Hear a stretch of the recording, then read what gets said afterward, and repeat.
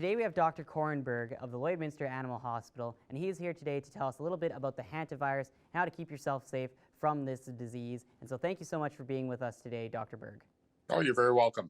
Dr. Berg, let's start with what exactly is the Hantavirus, where does it come from, and how can you contract it? Well, most of the time, the virus comes from rodents, so that's primarily spread through. I believe it's deer mice are the prime carrier, but if you are in a part of the world that has a rat population, I believe it can be kind of contained within the rat population as well. And it is a virus that it seems to attack the respiratory system in people. And then, Dr. Berg, what are some of the symptoms of possibly getting the hantavirus, and what are the best practices for people to do if they think they have symptoms and have been exposed to the virus? So any place that mice could be inhabiting where you are expecting to find, mouse feces, where they could be urinating, where there could be mouse saliva, all of those things that mice will excrete can be potential sources of a problem. And it's really a problem when those areas get disturbed, like if you're sweeping it up or causing a disturbance so that there's dust being raised into the air.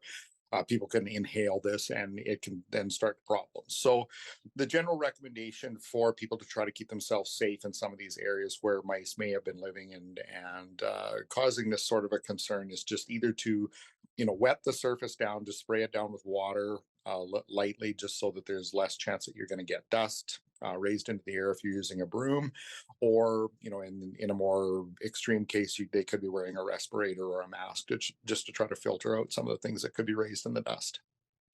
And then, Dr. Berg, what are some of the symptoms of possibly getting the hantavirus, and what are the best practices for people to do if they think they have symptoms and have been exposed to the virus? It can be pretty serious. And in my understanding, and again, I'm not in the human health end of things, so I don't know all of the symptoms necessarily that people get, but primarily it attacks the respiratory system. So anything that looks like you've got a really bad cold, or you think you're coming down with pneumonia, fever, if you've been in some of these areas where you potentially could have had contact with droppings from mice, then seeking medical attention very early is highly critical. So that is the best advice I could give to people, is just get to the hospital as quick as you can on those cases.